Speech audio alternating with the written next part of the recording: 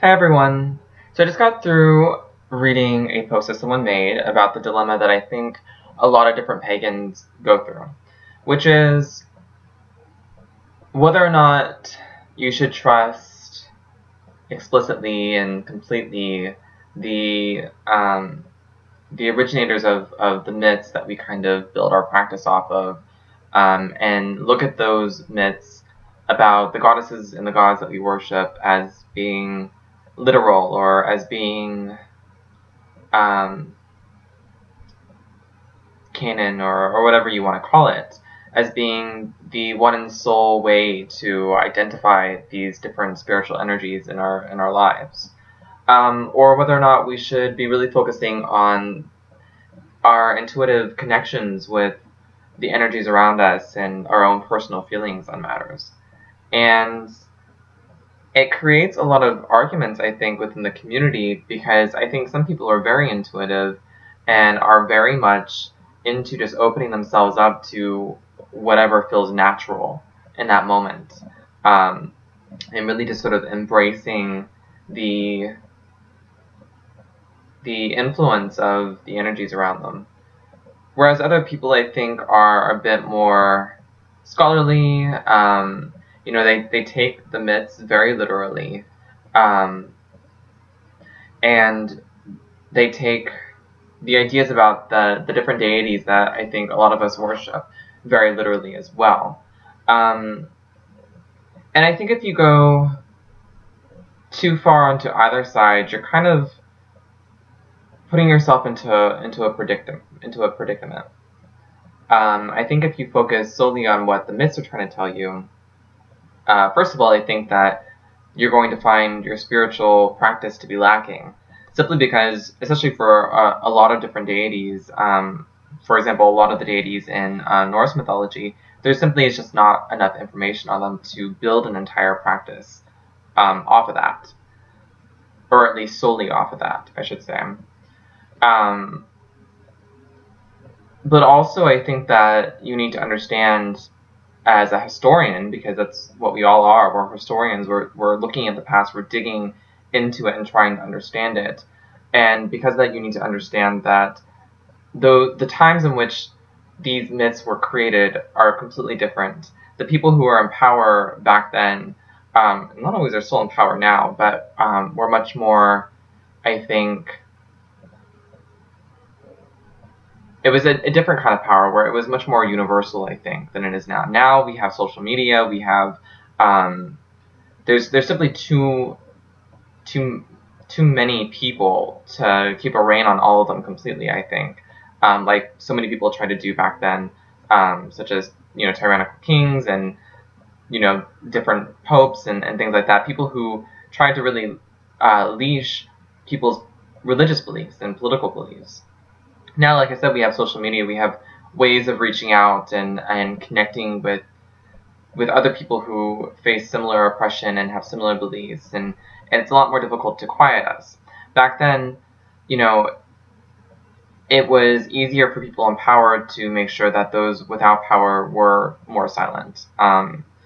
Because, I mean, for lots of different reasons. Like I said, they didn't have social media, but they also, the lower classes didn't have access to education, which, made it harder for them to be able to create things that would explain their point of view, such as books or putting out newsletters or, whatever the chronologically correct term would be for that back then.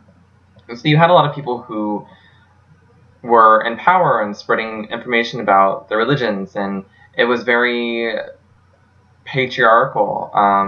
Even the people that we admire the most today, like Socrates and Plato, all of these people who wrote a lot about the religion back then were men and were living during a time that was, like I said, extremely patriarchal, and so a lot of their views were very biased, and they either wrote things that were untrue or biased about the female deities, or ignored them completely, leaving very little information for us to find. And so I think now, looking back on that, we can realize that probably what those guys are talking about are untrue, or at least biased.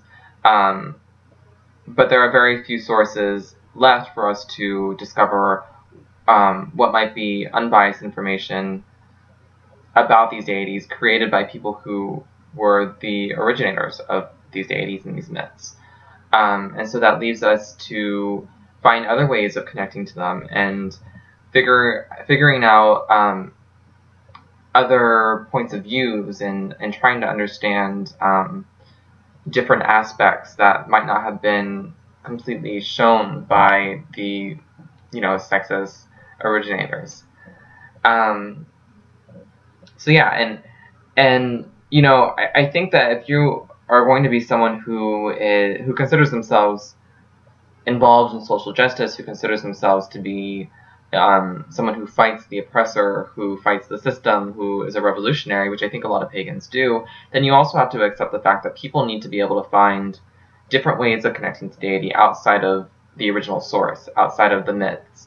And I think just from a spiritual standpoint, I mean, where do these myths come from if not from human intuition?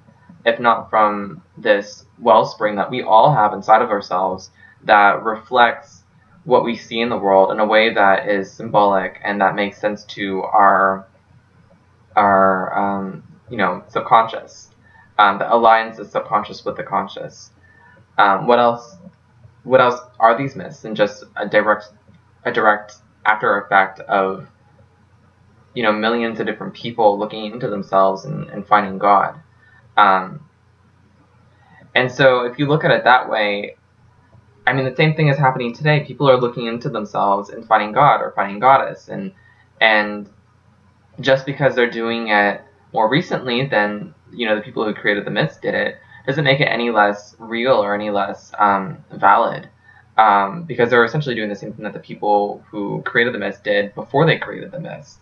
They're looking inside of themselves to see what the answers might be.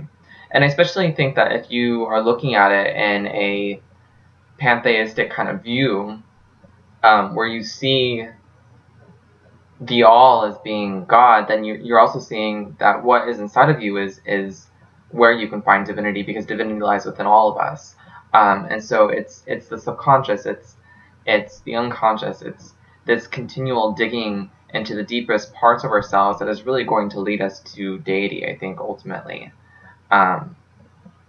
Which is, I think, what we're all trying to do in one way or another. And I also don't think that, I feel like I'm just taking like one side of view of it, but I also think that, the traditional sources are necessary. They're a building off from. It's a jumping point, I think, into a different or a deeper kind of spirituality. It's the beginning of the path, but you should not stay at the beginning of the path, because there's so much more out there that you can explore and experience that's just going to create something that is even more complex and interesting, I think, and something that's going to keep you excited to learn about, the longer that you journey down the path. I forgot how I got to that point.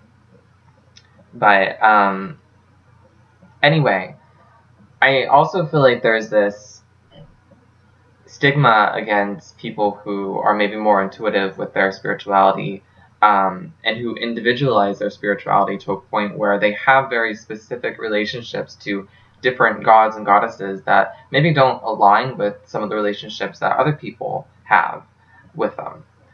But this is not something that is unique to today. It's not a special snowflake kind of occurrence. It's something that has been happening for centuries with some of the most recognized gods and goddesses. For example, Sappho had a very specific relationship with Aphrodite and worked very one-on-one with her and developed a relationship to her that was unique, that was something that we didn't necessarily see of Aphrodite. And if you read any of the fragments of Sappho's poetry, you'll see this. And this is just another example of so much of maybe the feminine point of view being lost within our history because of things such as the destruction of different literary and historical sources. A lot of Sappho's poetry has been destroyed or lost, which, you know, basically has been destroyed most likely by people who didn't like that a woman was so intelligent and so open sexually and just really revolutionary in her ideas and the way that she interacted with deity.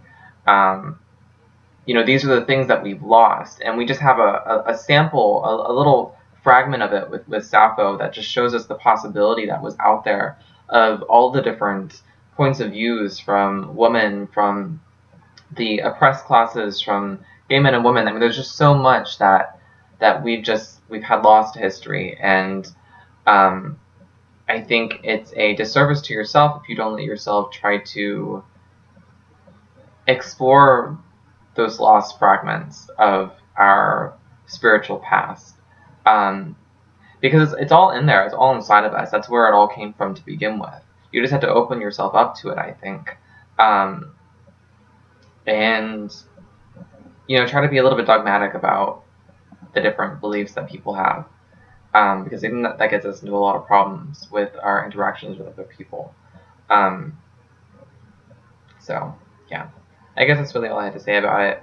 I think both ideas are valid. You know, I love the myths, but if I had to rely solely on what the myths tell me, I mean, I don't think that I would have as deep of a relationship as I do with some of the deities that I worship. They've become very real to me. And like, whether or not you think that is, you know, something psychological or something that is spiritual, the point is that through my own research, but also beyond my research into meditation and to like path working and things like that, like it all contributes to this unique idea of deity and to my unique relationship with that deity or those deities. And everyone, I think, should have a chance to explore that and feel that, because it's very powerful. And I also just want to point out that this idea that you know, no one really knows what the answer is should always be the main point of view, I think, when discussing anything spiritual, anything that has to deal with religion. No one knows what they're talking about. We are all just guessing and searching for the right answer, and we might never find it. But I think if you close off certain doors and refuse to explore what's behind those doors, you might be missing out on finding some of the answers, maybe. So that's something to think about. And again, that's all I really have to say about it. So thank you guys for listening to me. I hope you guys have a wonderful day.